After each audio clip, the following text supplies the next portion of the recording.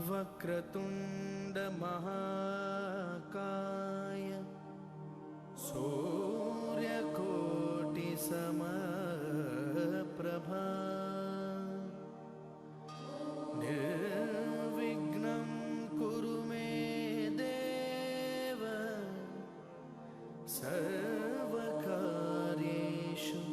सर्वदा।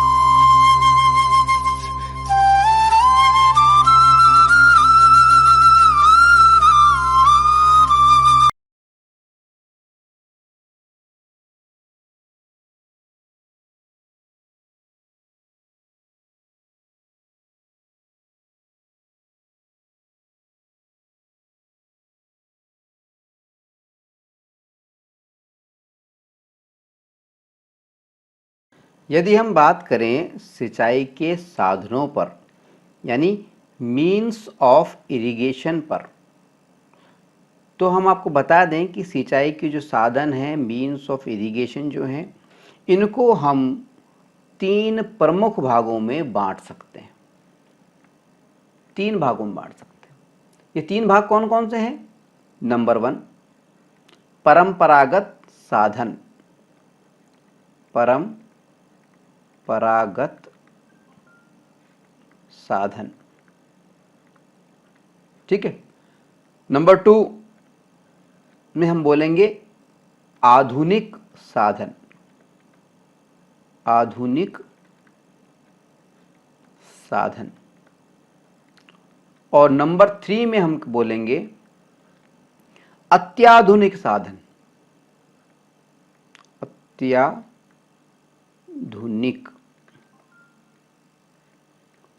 साधन, ठीक है। तो जितने भी सिंचाई के साधन हैं, मीन्स ऑफ इरिगेशन हैं, इन सब साधनों को हम 3 प्रमुख भागों में बांटते हैं। नंबर 1 परंपरागत साधन, नंबर 2 आधुनिक साधन और नंबर 3 अत्याधुनिक साधन, ठीक है। अगर हम बात करें परंपरागत साधनों की, ठीक है, तो परंपरागत साधनों के अंदर क्या क्या चीजें आती हैं? देखिए, एक तो आती है चड़स या मोट, ठीक है। चड़स को मोट भी कह देते हैं, ठीक है। तो 3 चीजें हैं परंपरागत के अंदर। एक तो है चड़स या मोट। अब चड़स या मोट परंपरागत साधन है किसका? सिंचाई का, यानी कुएं में जो पानी मौजूद है वो पानी खेतों तक कैसे पहुंचे, इसका एक साधन है चड़स। आप जो पुराने लोग हैं वो जानते हैं कि चड़स से पानी कुओं से कैसे निकाला जाता था। तो यहाँ पे एक चित्र दिया हुआ है, हम आपको उसका वीडियो भी दिखाएंगे अभी। देखिए ये चड़स है, ये चड़स चमड़े का बना हुआ होता है और इससे कुएं से पानी निकाला जाता है।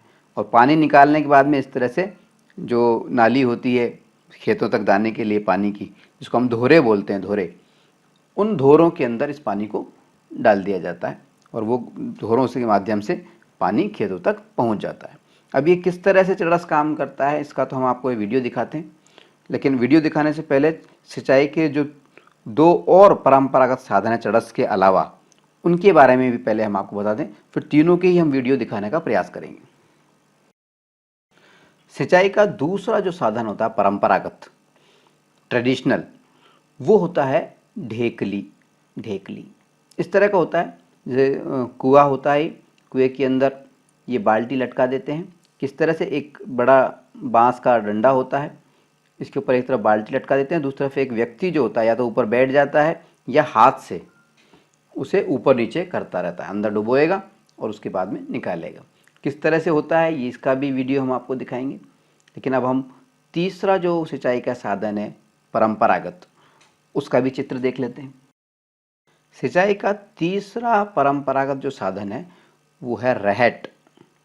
रहट, अब रहट के अंदर कैसा होता है, क्या होता है, देखिए एक तो कुएं के ऊपर एक गोल गोल पहिया लगा देते हैं, ठीक है, और इस पहिए के अंदर यहाँ पर उल्टी दिशा करके क्या लगा देते हैं, चद्दर के, लोहे की चद्दर के बने हुए जो विशेष प्रकार की आकृति बना देते हैं, बाल्टी टाइप।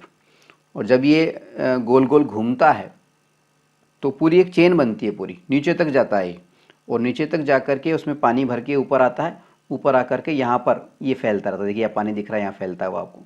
और यहाँ पर एक संरचना होती है, नाली बनी हुई होती है, उसके अंदर ये पानी गिरता है और वहाँ से ये धोरों के माध्यम से खेतों में चला जाता है। अब इसको घुमाने के लिए एक रॉड होती है जो आगे जा कर के, देखिए पीछे एक बैल होते हैं, पशुओं को घुमाया जाता है, गोल गोल घुमाया जाता है, वो उसको राउंड राउंड घुमाते हैं और उसके माध्यम से जो ये रॉड होती है ये घूमती है और इसके घूमने से ये पूरा रहट घूमता है। एक्चुअल में किस तरह का होता है इसका भी हम आपको वीडियो दिखाने वाले हैं। तो ये तीनों साधन हमने आपको बताए, सिंचाई के 3 परंपरागत साधनों की हमने चर्चा की। कौन कौन से साधन बताए हमने आपको, एक तो हमने बताया चड़स, चड़स या मोट, ये चमड़े का बना हुआ होता है, ठीक है। दूसरा हमने आपको बताया ढेकली, और तीसरा अभी अभी हमने आपको सामने जो चित्र लगा हुआ है वो हमने बताया रहट।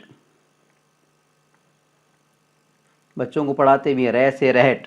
अब ये रहट क्या होता है, चड़स क्या होता है, ढेकली क्या होती है, और इनसे पानी आखिर निकाला कैसे जाता है, इसके लिए आइए देखते हैं एक एक करके तीनों के छोटे छोटे से वीडियो।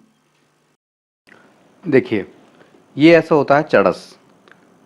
चड़स जो होता है चमड़े का बना हुआ होता है, बड़ा सारा, काफ़ी बड़ा कंटेनर होता है। देखिए इसको रस्सों से बांध के कुएं के अंदर लटका दिया जाता है, फिर बैलों की सहायता से, देखिए ये खींच रहा है, बैलों को आगे दौड़ाता है, और ये एक लोहे की पटली होती है जो घूमती रहती है, और इस तरह से ये, देखिए ये पानी गिर गया है और ये पानी खेतों में पहुंच जाता है। चड़स के बाद में अब हम बात करेंगे ढेकली की। ढेकली कैसी होती है, देखिए इस तरह की होती है। देखिए इसमें, देखिए ऊपर एक आदमी इसको ऊपर नीचे कर रहा है, और ये देखिए ये पानी, दूसरा आदमी जो है इसकी पानी मदद कर रहा है इस बर्तन से, ये होती है ढेकली, ठीक है।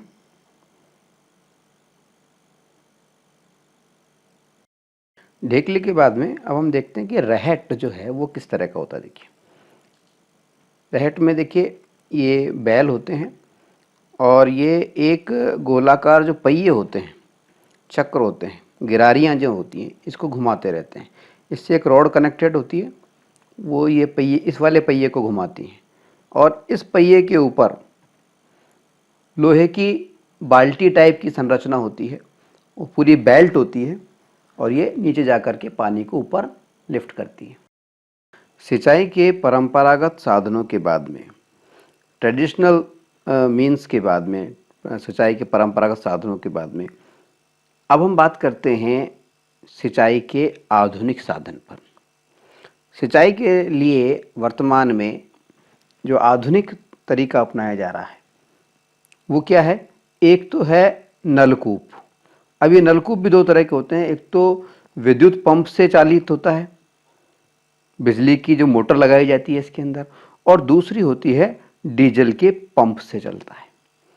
ठीक है, तो ये नलकूप जो है, जो डीजल पंप से चलता है और जो इलेक्ट्रिसिटी से चलता है यानी बिजली से चलता है, बिजली की मोटर लगानी पड़ती है, वो किस तरह से होते हैं, किस तरह से हमें पानी देते हैं, सिंचाई के अंदर किस तरह से काम में आता है, इसका लिए भी हम एक छोटा सा वीडियो देखते हैं। सबसे पहले हम देखते हैं कि नलकूप से, वो भी डीजल पंप की सहायता से, पानी कैसे निकाला जाता है। देखिए, ये एक नलकूप है, पानी निकल रहा है देखिए, और ये पाइप के ज़रिए निकल रहा है, और ये जो पाइप है ये कुएं के अंदर जा रहा है, बोरिंग के अंदर जा रहा है पूरा, और यहाँ पर एक बेल्ट लगी हुई है जो कि इसके अंदर इसको घुमा रही है, और इस बेल्ट से कनेक्टेड होता है डीजल पंप या इलेक्ट्रिक मोटर जो भी है। तो डीजल पंप कैसा होता है? देखिए, ये इस तरह का डीजल पंप होता है और ये इस पूरी शाफ्ट को घुमाता रहता है जिससे पानी निकलता रहता है।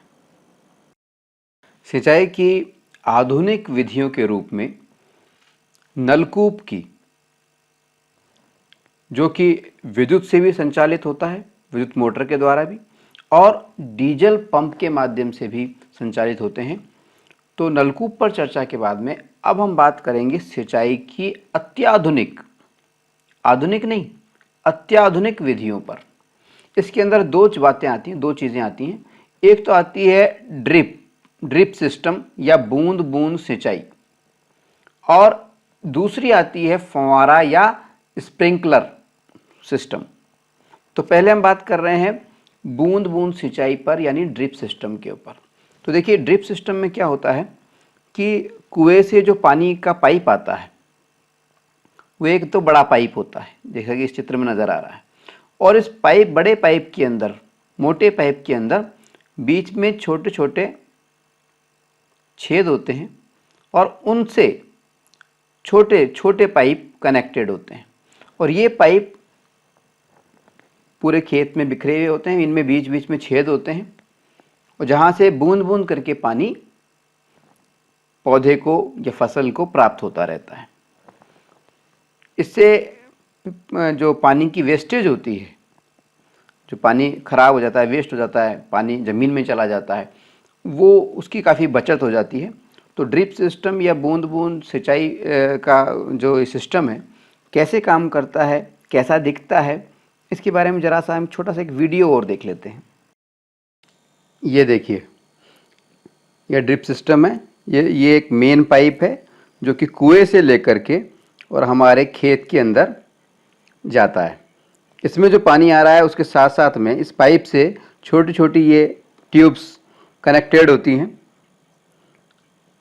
और ये पूरे खेत में फैली होती हैं। ये वाल्व लगा होता है और ये पूरे खेत में फैली हुई होती हैं छोटी छोटी नलियाँ, और इनमें से देखिए पानी टपक रहा है। इससे हर पौधे को पानी मिल पाता है, पानी की बचत होती है, खाद और उर्वरक इन दोनों की भी काफ़ी बचत हो जाती है।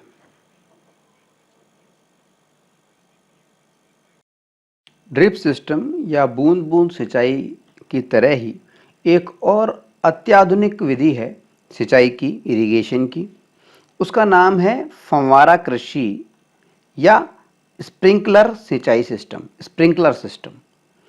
अब ये फव्वारा कृषि या फव्वारा स्प्रिंकलर क्या होता है? देखिए, इसमें क्या होता है कि कुएं से जो मेन पाइप आता है उस मेन पाइप से कुछ बीच बीच में इस तरह के पाइप उससे कनेक्टेड होते हैं, और यहाँ पर उसके सिरे पर एक स्प्रिंकलर लगा हुआ होता है जो कि पानी के प्रेशर से, जो कुएं से पानी आ रहा है उसका जो प्रेशर है, उस प्रेशर से ये जो स्प्रिंकलर होता है चारों तरफ घूमता है और इस स्प्रिंकलर में कुछ छेद होते हैं जिनके ज़रिए ये पानी चारों तरफ खेत में फैलता है। वास्तव में फव्वारा या स्प्रिंकलर किस तरह से काम करता है, आइए देखते हैं एक छोटा सा वीडियो। ये देखिए, ऐसा होता है फव्वारा कृषि या स्प्रिंकलर का सिस्टम। इसमें क्या होता है, एक मेन पाइप होता है, मेन पाइप होता है और उस मेन पाइप के जिसमें पानी आता है, इस मेन पाइप के ऊपर एक 90 डिग्री के एंगल पे बिल्कुल सीधा एक दूसरा पाइप कनेक्ट होता है और इस पाइप के लास्ट सिरे पर यहाँ पर एक स्प्रिंकलर अटैच होता है जो कि पानी को चारों तरफ फैलाता है। कैसे काम करता है देखिए, इस तरह से देखिए, ये मेन पाइप है, ये 90 डिग्री पे स्प्रिंकलर लगे हुए हैं, पाइप लगे हुए हैं, देखिए ये। तो ये होता है फव्वारा कृषि या स्प्रिंकलर सिस्टम। इस सिस्टम का फ़ायदा क्या है? एक तो पानी की बचत होती है। देखिए ये स्प्रिंकलर दिख रहा है आपको, ये इसके सिरे पर ये देखिए चारों तरफ पानी फैला रहा है। तो फव्वारा कृषि का फ़ायदा क्या है? फव्वारा कृषि का एक फ़ायदा तो ये है कि पानी की बचत होती है और दूसरा फ़ायदा है कि इसमें मेहनत नहीं होती है। ठीक है, तो ये भी एक अत्याधुनिक विधि है, फव्वारा कृषि या स्प्रिंकलर सिस्टम। सिंचाई या इरिगेशन पर चर्चा के बाद अब हम चर्चा करेंगे कृषि उत्पादन प्रक्रिया के अगले प्रमुख चरण पर, यानी एग्रीकल्चरल प्रोडक्शन प्रोसेस के नेक्स्ट स्टेप पर। तो कृषि उत्पादन प्रक्रिया की सिंचाई के बाद में, इरिगेशन के बाद में अगला चरण कौन सा होता है, अगली स्टेप कौन सी होती है? वो होती है फसल की सुरक्षा करना, प्रोटेक्टिंग द क्रॉप। यानी क्रॉप जो हमारी है, फसल जो हमारी है, उसको प्रोटेक्ट करना, उसकी सुरक्षा करना। अब सवाल उठता है कि फसल की सुरक्षा हमें आखिर करनी किससे होती है? तो देखिए यहाँ हम आपको बता दें कि जो भी फसल हम उगाते हैं उसकी सुरक्षा हमें 4 चीज़ों से करनी होती है। ये 4 चीज़ें कौन सी हैं? नंबर 1, खरपतवार, जिसको अंग्रेजी में हम बोलते हैं वीड्स, WWDS। खरपतवार से हमें अपनी फसल को बचाना होता है। अब ये खरपतवार या वीड्स, ये आखिर होती क्या चीज़ है? देखिए खरपतवार या वीड्स का मतलब होता है, खेत में हमने देखा होगा कि जब हम फसल उगाते हैं उससे पहले बहुत सारे जंगली पौधे उग जाते हैं, तरह तरह के घास उग जाती हैं, तरह तरह के जंगली पौधे उग जाते हैं। तो ये जंगली पौधे क्या करते हैं कि जब भी हम अपनी फसल बोते हैं और उस फसल के अंदर किसी प्रकार का कोई पोषक तत्व डालते हैं, खाद डालते हैं, तो ये क्या करते हैं, जो पोषण है उसमें से, उस पोषण को ये लोग अपने काम में ले लेते हैं। खरपतवार के जो पौधे हैं वो अपने काम में ले लेते हैं, जिससे क्या होता है कि जो अपनी मेन फसल है, मान लीजिए हम गेहूं का पौधा उगा रहे हैं, अब गेहूं को जो पोषण मिलना चाहिए उसकी बजाय जो घास उसके पास में उगी हुई है, जो जंगली पौधे आसपास उगे हुए हैं, अगर वो उसके पोषण को खींच लेंगे तो निश्चित तौर पे हमारी फसल कमज़ोर हो जाएगी। तो हमें अपनी फसल को खरपतवार से बचाना बहुत ज़रूरी होता है। और खरपतवार यानी वीड्स से बचाने के लिए हम 2 तरीके अपनाते हैं। एक तरीका तो पहले ही हमने बता चुके हैं आपको कि जब हम खेत की तैयारी करते हैं, बीज बोने से पहले, उस समय हम क्या करते हैं, जब हम जुताई करते हैं, प्लोइंग करते हैं खेत के अंदर, तो उस समय जो अनावश्यक पौधे होते हैं खरपतवार वाले, वो जड़ समेत उखड़ जाते हैं। तो काफ़ी हद तक तो खरपतवार तो उसी समय पर नष्ट हो जाती है। लेकिन जब हमने बीज को बो दिया, बुवाई कर दी और उसके बाद में हमने उसकी सिंचाई भी कर दी, इरिगेशन भी हमने कर दिया, तो उसके बाद में पुनः बहुत सारे खरपतवार या अनावश्यक पौधे फसल के अंदर उग जाते हैं। तो इन अनावश्यक पौधों को यानी खरपतवार को यानी वीड्स को हटाने के लिए हम क्या करते हैं, खरपतवार नाशी कुछ पदार्थ होते हैं उनका उसके अंदर प्रयोग करते हैं। इसके अलावा छोटे मोटा हम खुदाई भी करके उनको फसल से अलग करते रहते हैं। तो सबसे पहले तो हमें बचाना होता है अपनी फसल को किससे? खरपतवार से यानी वीड्स से। खरपतवार या वीड्स के अलावा हमें अपनी फसल को प्रोटेक्ट करने के लिए, उसकी सुरक्षा करने के लिए हमें अपनी फसल को प्राकृतिक प्रकोपों से भी बचाना पड़ता है।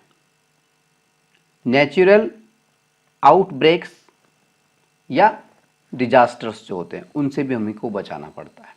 प्राकृतिक प्रकोप से हमें बचाना पड़ता है। अब प्राकृतिक प्रकोप का मतलब क्या होता है? देखिए, प्राकृतिक प्रकोप का मतलब है कि जो प्रकृति का जो प्रकोप है, नेचुरल जो समस्याएं आ जाती हैं प्रकृति के द्वारा, मानव ने नहीं बनाई हैं लेकिन नेचर ने बनाई हैं, ईश्वर कृत हैं, प्राकृतिक हैं, ठीक है। इसके अंदर आती क्या चीज़ें हैं? इसके अंदर आती है जैसे बाढ़ आ गई तो फसल को बाढ़ से बचाना भी जरूरी है। इसी के अलावा सूखा पड़ गया, मान लीजिए सूखा पड़ गया, सूखा पड़ गया तो निश्चित तौर पे हमें बार बार ज़्यादा सिंचाई करनी पड़ेगी, तो सूखे से भी बचाना ज़रूरी है ताकि फसल के अंदर पानी की कमी ना हो जाए, जल की कमी ना रह जाए। इसके अलावा मान लीजिए सर्दी बहुत ज़्यादा पड़ गई, ठंड बहुत ज़्यादा हो गई, या पाला पड़ गया, ओले पड़ गए, ठीक है, तो सर्दी से बचाना ही बहुत ज़रूरी है, ठीक है।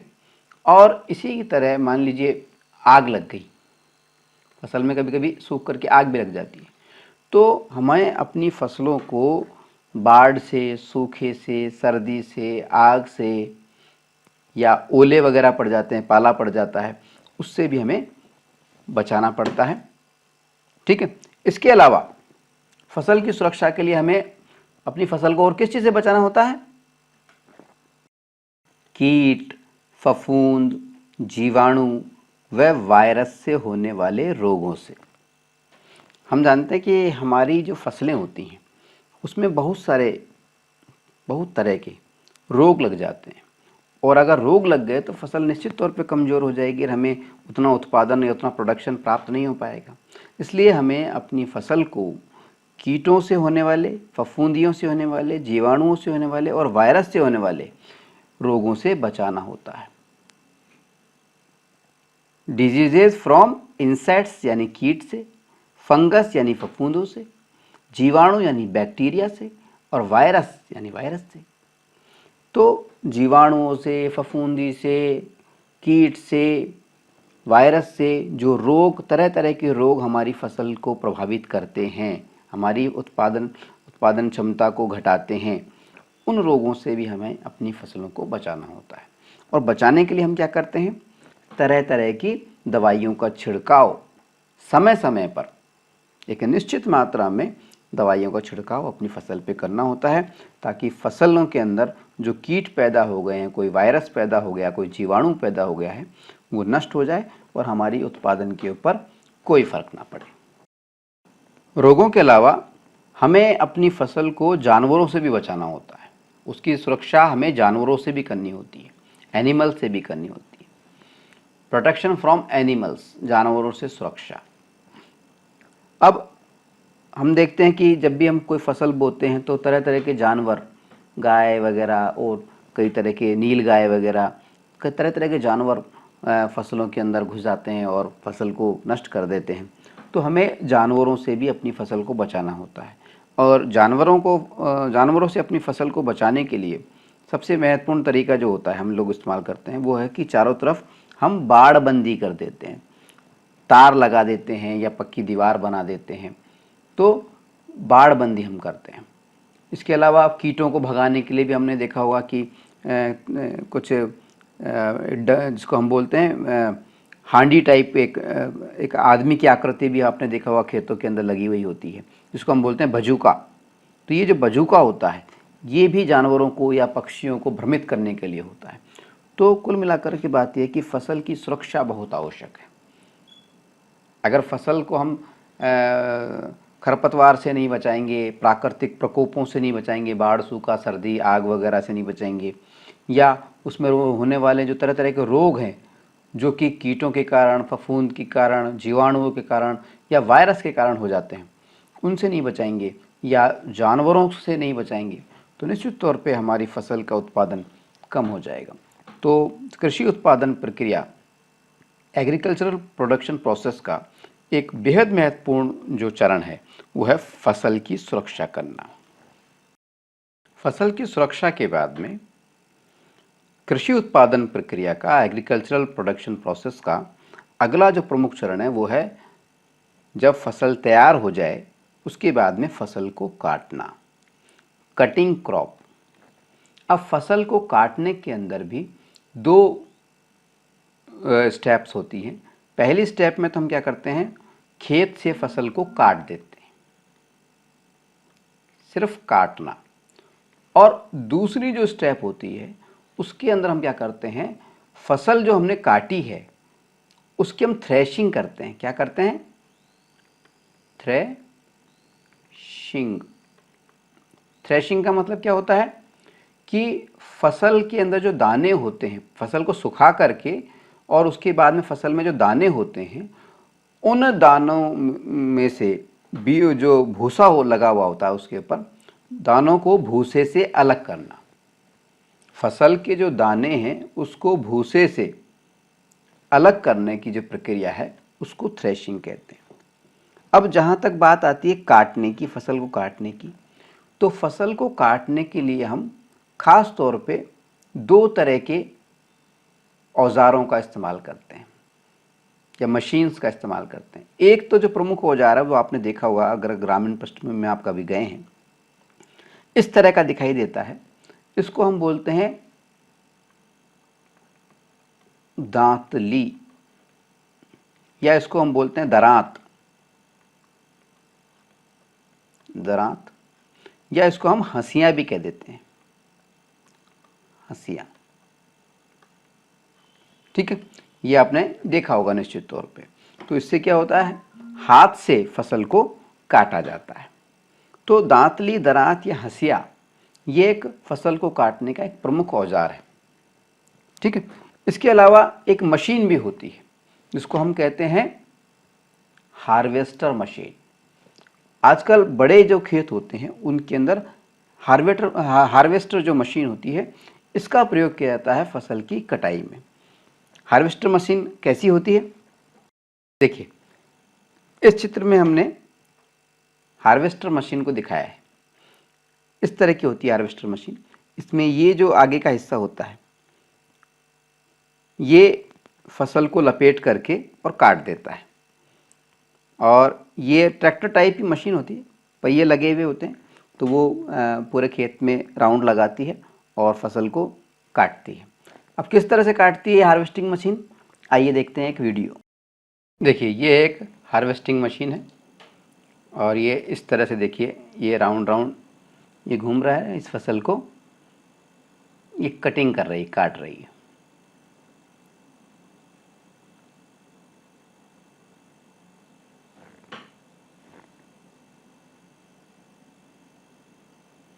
और ये पीछे से ये कटिंग करके काट के डाल रही है।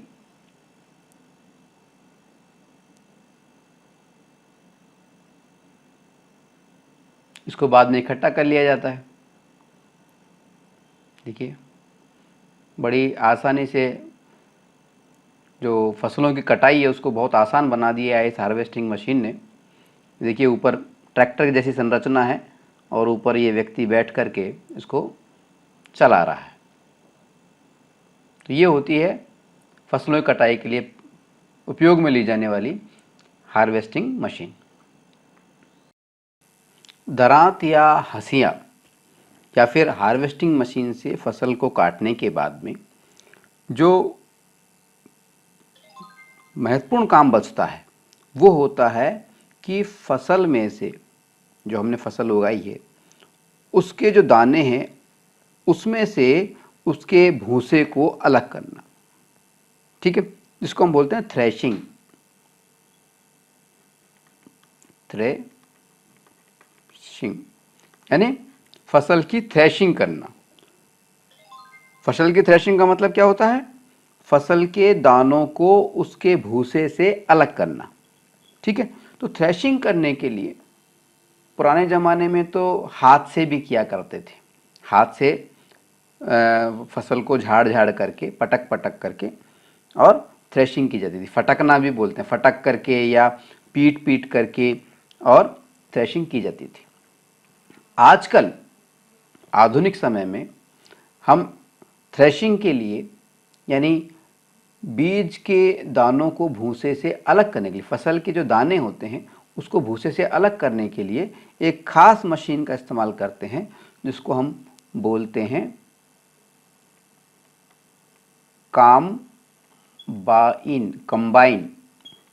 Combine machine. और ये जो कंबाइन मशीन है इसको हम नॉर्मली ग्रामीण क्षेत्रों में बोलते हैं थ्रेशर।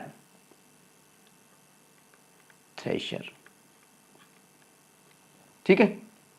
और इस थ्रेशर से क्या होता है कि थ्रेशर होता कैसा है, देखिए इस चित्र में दिखाया गया है हमने। यहाँ पे क्या करते हैं, हम इस थ्रेशर को एक ट्रैक्टर से जोड़ देते हैं यहाँ पे। ठीक है। और यहाँ से जो फसल होती है, जो काटी हुई फसल होती है, उसको हम डालते हैं। डालने के बाद में उससे भूसा जो होता है वो अलग हो जाता है और दाने अलग हो जाते हैं।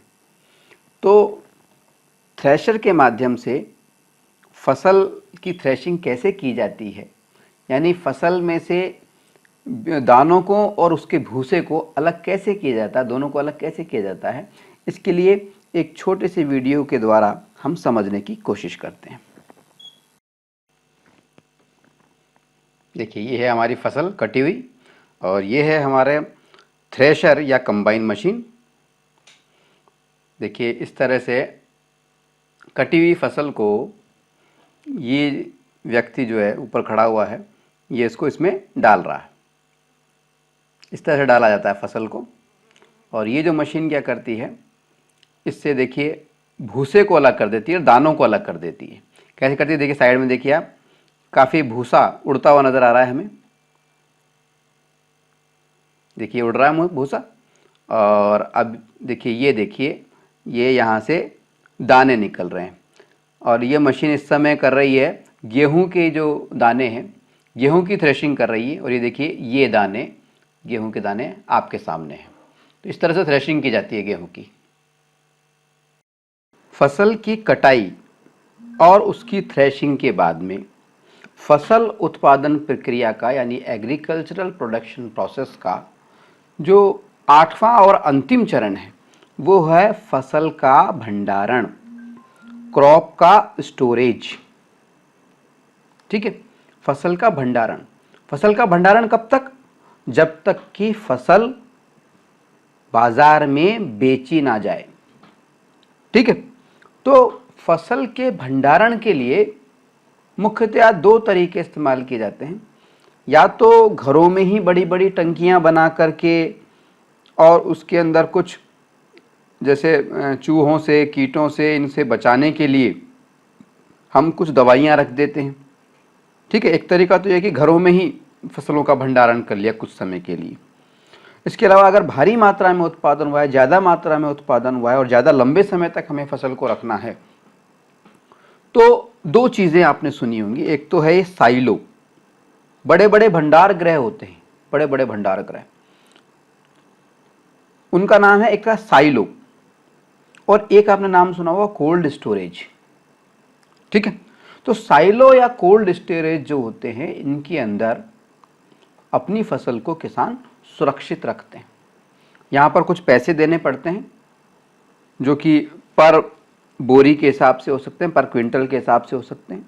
और कुछ पेमेंट करने के बाद में अपनी फसल को किसान इन कोल्ड स्टोरेजों में या जिसको साइलो कहते हैं, इन साइलो के अंदर अपने जमा करवा देते हैं। और जब भी उसको बिक्री करनी होती है तो वो यहाँ से अपना पेमेंट चुका करके और मंडी में उस फसल को बेच देता है। ठीक है। तो फसल के भंडारण के लिए साइलो या कोल्ड स्टोरेजों की व्यवस्था एक बहुत ही महत्वपूर्ण आवश्यकता है, क्योंकि हम जानते हैं कि भारत में बहुत सारा जो अनाज है, बहुत सारी जो फसल है, वो गलत भंडारण की वजह से या भंडार गृह उचित भंडारण नहीं होने की वजह से ये खराब हो जाती है, नष्ट हो जाती है, हर साल नष्ट होती है। ठीक है।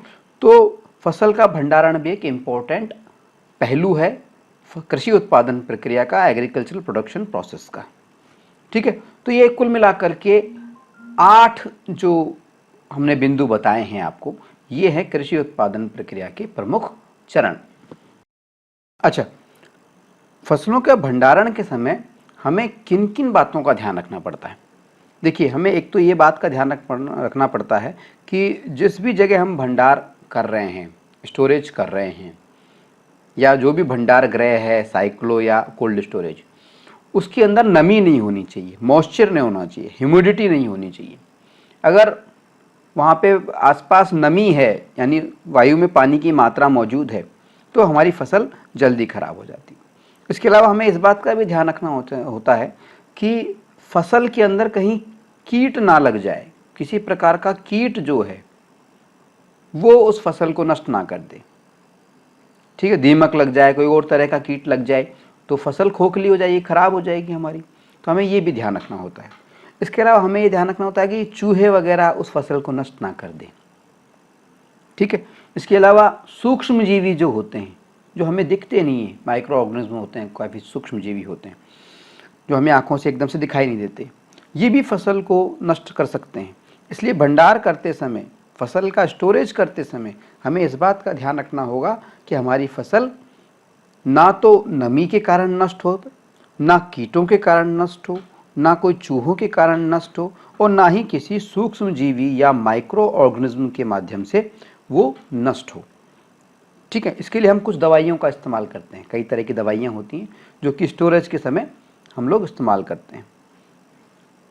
ठीक है, तो ये तो बात हो गई हमारी फसल के भंडारण की, यानी कृषि उत्पादन प्रक्रिया के अंतिम चरण की। ठीक है, तो कृषि उत्पादन प्रक्रिया के हमने कुल मिलाकर के 8 चरण बताए थे, और इन 8 चरणों के बाद में प्रोडक्शन हमारा तैयार हो जाता है। तो ये थी हमारी कृषि उत्पादन प्रक्रिया।